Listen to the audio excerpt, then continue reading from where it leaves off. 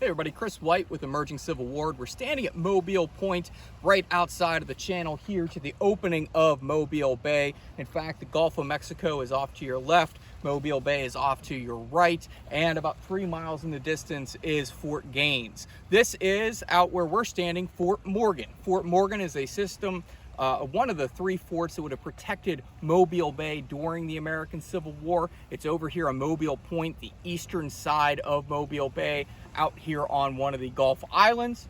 Off to the west of us is at Fort Gaines, and then off in the far distance is Fort Powell, which would protect one of the passes known as Grant's Pass. Well, there was a battle here, actually a few battles here at Fort Morgan. Before it was known as Fort Morgan, it was known as Fort Bower. There was a War of 1812 era fort right about where we're standing, very close to where we are, and the British will attack twice. The first time they were thrown back, the second time they will actually capture the fort. They'll have to give up that fort because the Treaty of Ghent had been signed in late 1814 and was enacted in early 1815. So this area turns into the United States because the United States essentially annexes it, for the lack of a better term, this area, and they place a fortification here over at Fort Gaines and then Fort Powell to protect Mobile Bay. Fort Morgan, which is a really cool third system fort, cost just over $1 million to produce, was created between 1819 and 1834, and it was named after Daniel Morgan, that Revolutionary War hero. It was named in 1833 and then finished the next year. In 1834, Company B of the 2nd United States Artillery moves in down here, and they establish this as their fortification. Between 1841 and 42, a guy named William Tecumseh Sherman will come down here. He will be the quartermaster and commissary officer for Fort Morgan, and he will travel up to Mobile, which is 32 miles to the north of us. But this is a pretty desolate place to be.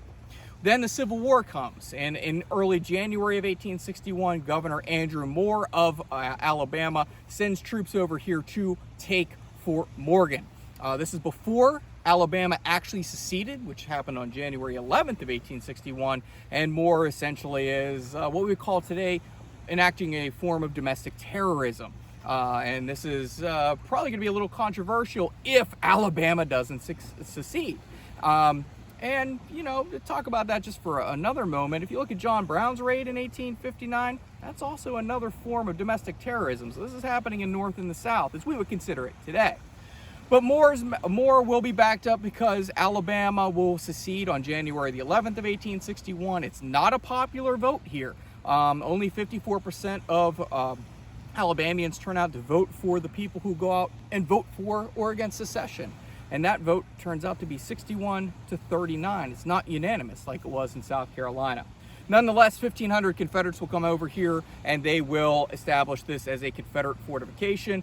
That number will fluctuate throughout the war, but most famously on August 5th, 1864, this is a site where David Glasgow Farragut will utter somewhat of a phrase called "damn the torpedoes, full speed ahead." He may have said that, may have said something else, may have said a combination of a few different things.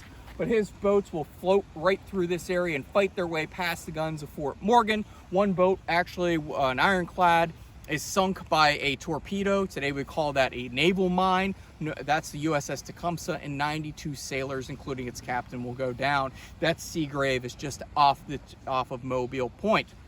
But eventually that Union fleet will make its way into the bay. They will fight with some other Confederate ships, including the ram CSS Tennessee, which they will force its capitulation later on August 5th, 1864. Over at Fort Gaines will fall a few days later.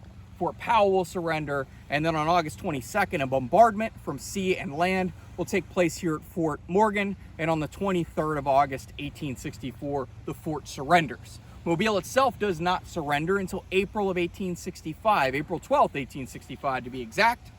And whenever it does surrender, it is because Union forces coming in from Pensacola and other places will fight at places like Fort Blakely and Spanish Fort and force that capitulation on April 12th, 1865. But Fort Morgan's a really cool place to come down to. It's a fortification up through the Spanish-American War, where it's refitted into the Endicott system.